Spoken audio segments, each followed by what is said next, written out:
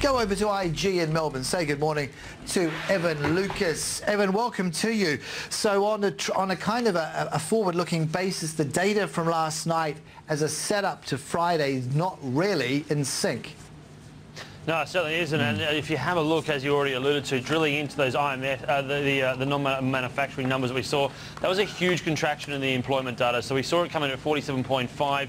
That's an 8.9% drop, and it snaps a 25-month winning streak for that part of the data. The other part that I found quite interesting was new orders continues its current uptrend. So 55 months in a row it's actually expanded and continued to move. So that was the other side of the coin. But that does lead into what we saw from the ADP print, which was weaker than expected. It was quite low, came in at 139,000 jobs added compared to estimates of 160. And then it does lead into the numbers coming out on Friday night Australian time. So that will be one to watch.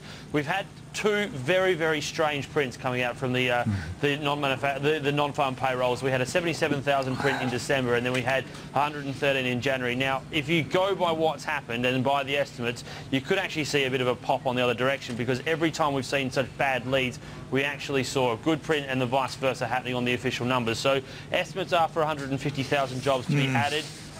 It could come out a little bit higher than that, considering if you go by what's happened short term, but you wouldn't expect that to be the case. You saw the beige book last night. They did show that there was, some sort of, drop in the, 7 out of the 12 districts that they do follow at the Fed. It was at the best time, but they are again putting it down to the weather. There was 119 mentions of the word weather in the beige book, and again, that may be a reason why you see non-farm down, and that is all a little bit soft data. At the moment, that's again why you're seeing the US dollar being a little bit weaker than expected. The Aussie dollar remains stoically above 89 cents, and that's the best way to have a look at it. GDP print yesterday was okay in terms of headline numbers, but soft when you actually drill into it. We saw again China sort of mulling around with what it's doing at their People's National Congress as well. So at the moment it's quite an interesting sort of softish sort of data read, and all of that is sort of having a little bit of an impact on the Aussie dollar on the upside, which is kind of interesting because it is a risk currency.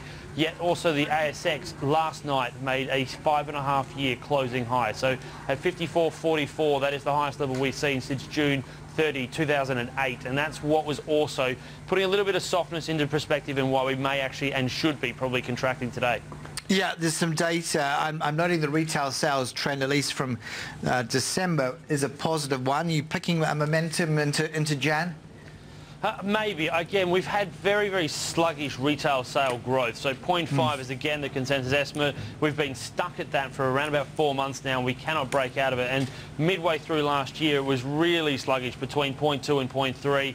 Having a look back into the GDP numbers from yesterday, household savings and the ratio of household savings remain above historic trends, and they're the current trend mean as well. So that would suggest that there still isn't a huge amount of consumption out there in the Australian economy, and I wouldn't expect there to be a beat well and truly above that 0.5 number. So it may be a bit of a positive print coming at 0.6 at the best, but I can't see it really expanding considering what we've seen from the data, considering the GDP print yesterday, and that's why I think you may see retail sales just being in line again. They are benign numbers. It's not exactly a huge expansion, despite some of the numbers we've seen from, from JB Hi-Fi, for instance, or Harvey Norman. But then if you put back in there sort of what's coming out of David Jones, also out of Myer, it's not exactly the best time around there, despite the January sales. And these are January numbers, so you'd expect to see those sales numbers to sort of maybe have an increase. But again, it's been a very, very tough time, even with what happened in January as well, Carson.